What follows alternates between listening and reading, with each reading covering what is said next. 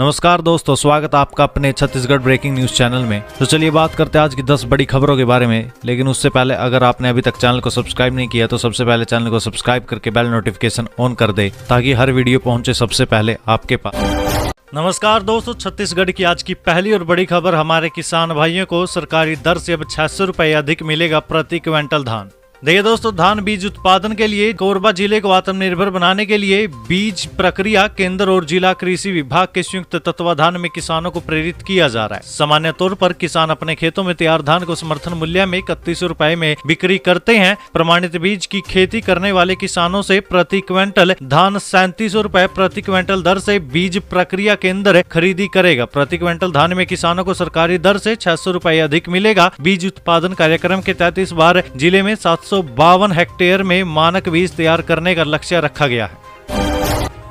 वहीं दोस्तों, खुशी से झूम उठी छत्तीसगढ़ की 17,000 मीतानी ने जब खाते में खटाखट आए 90 करोड़ रुपए सीएम साई ने दिया ये बड़ा तोहफा। देखिए दोस्तों, छत्तीसगढ़ में मुख्यमंत्री विष्णुदेव साय ने राज्य की मीतानीनों को सौगात दी है। मुख्यमंत्री विष्णुदेव साय ने 12 जुलाई को रायपुर में आयोजित कार्यक्रम में प्रोत्साहन राशि देने की नई व्यवस्था का शुभारंभ किया। सीएम साय ने राज्य की 70,000 मीतानीनों के बैंक खातों में 90 करोड़ रुपए की प्रोत्साहन राशि ट्रांसफर की है। राज्य स्तर से मीतानीनों को ऑनलाइन प्रोत्साहन राशि का भुगतान पारदर्शी प्रशासन की ओर से छत्तीसगढ़ सरकार एक और बड़ा अहम कदम है। कार्यक्रम बीते दिन सुबह 11 बजे से रायपुर के पंडित दीनदयाल उपाध्याय ऑडिटोरियम में शुरू हुआ था। उप मुख्यमंत्री अरुण साव और विजया शर्मा कार्यक्रम के बतौर विशिष्ट अतिथि के तौर पर भी शामिल हुए थे। इस अवसर पर कार्यक्रम की अध्यक्षता स्वास्थ्य मंत्री श्याम बिहारी जायसवाल ने भी की थी।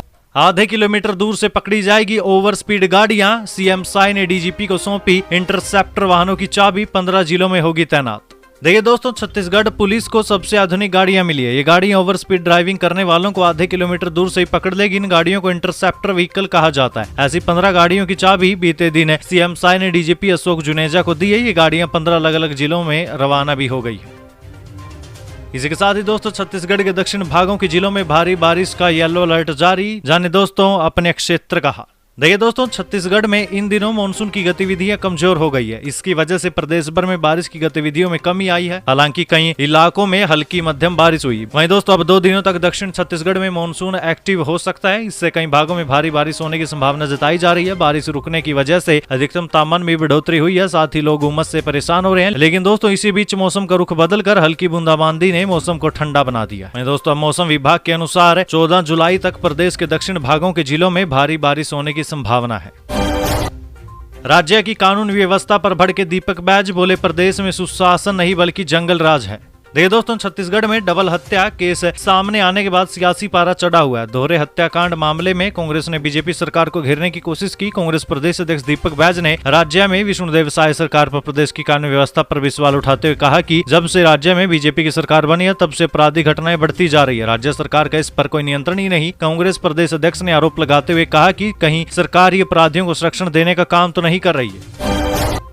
जॉब की टेंशन है तो दोस्तों आप उसको कहिए बाय बाय। छत्तीसगढ़ में अभी इस ऐप से आपको मिलेगी सरकारी और प्राइवेट सेक्टर के रोजगार की जानकारी। अभी करें डाउनलोड दोस्तों। देखिए दोस्तों, छत्तीसगढ़ में युवाओं को अब घर बैठे रोजगार पंजीयन की सुविधा मिल रही है। साथ ही रोजगार परक सुविधाओं का लाभ भी मिल रहा है। युवाओं को रोजगार की जानकारी अब छत्तीसगढ़ रोजगार ऐप पर भी मिलेगी। राज्य सरकार ने ऐप लॉन्च कर दिया है। 3 महीनों के भीतर में 10,000 से अधिक लोगों ने इसे डाउनलोड किया। साथ ही 1,611 लोगों ने घर बैठे पंजीयन भी करवाया। बेरोजगार युवाओं को मोबाइल ऐप के माध्यम से रोजगार के लिए पंजीयन की व्यवस्था, पहले से हो चुके पंजीयन का नवीनीकरण और नवीन सुविधाएं प्राप्त करने के लिए छत्तीसगढ़ रोजगार ऐप बनाया गया। इससे छत्तीसगढ़ के लाखों युवाओं को जिला रोजगार और स्वरोजगार मार्गदर्शन केंद्र जाने की आवश्यकता नहीं है। वहीं पंजीयन के भौतिक सत्यापन के लिए जिला रोजगार और स्वरोजगार मार्गदर्शन केंद्र में जाने की आवश्यकता नहीं है। सत्यापन आधार आधारित ओटीपी के माध्यम से किया जा सकता है। इसके साथ ही रोजगार पंजीयन पत्रक ऐप के माध्यम से डाउनलोड किया जा सकता है।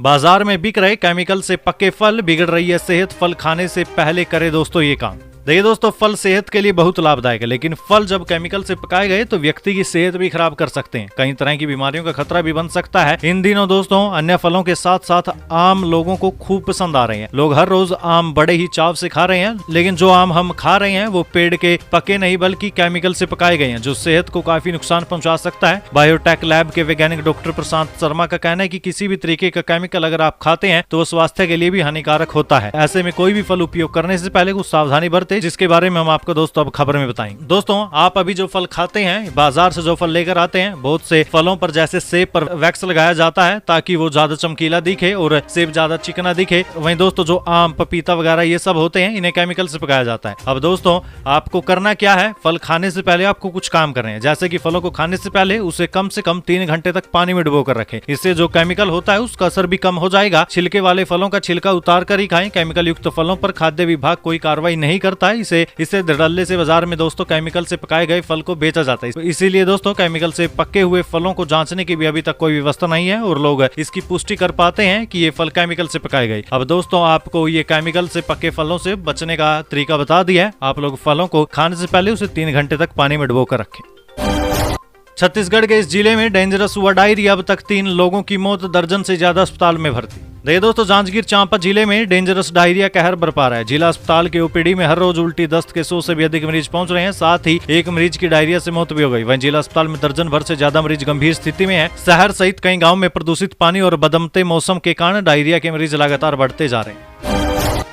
छत्तीसगढ़ में धान रोपाई पर संकट, खेतों में दरारें, 46 बांधों में भी सिर्फ 31% पानी। मौसम विज्ञानी बोले आज से अच्छी बारिश की संभावना। 25 दिन पहले अच्छी बारिश की उम्मीद से खेत की जुताई की थी। धान की फसल के लिए नर्सरी भी तैयार कर ली, लेकिन अब रोपाई के लिए पानी ही नहीं। खेतों में खरपतवार उग आई है, इसे हटाने के लिए फिर से जुताई और मताई करनी होगी। ये कहना है धमतरी जिले के चिलतरा गांव में रहने वाले 65 साल के जागेश्वर देवांगन का। उनके पास खुद की जमीन नहीं, वे दूसरों की 9 एकड़ खेत में रेगा यानी कॉन्ट्रैक्ट के आधार पर खेती कर रहे हैं। इसके लिए खेत मालिक को प्रति एकड़ 13 क्विंटल धान देना पड़ता है। ऐसे ही चिंता गरियाबंद के मनोहर यादव, बेमित्रा के रवि साहू और अंबिकापुर के श्याम जायसवाल के चेहरे पर भी दिखाई देती है। वहीं दोस्तों, आपकी जानकारी के लिए बता दें, प्रदेश के बड़े बांधों में पानी पिछले साल के मुकाबले इस साल कम भरा है। जिन इलाकों में पर्याप्त बारिश नहीं होती, वहां बांध का पानी सिंचाई के लिए छोड़ा जाता है। फिलहाल मानसून के आने के बाद प्रदेश में किसी भी बड़े बांध के गेट खोलने की नौबत अभी तक तो नहीं आई।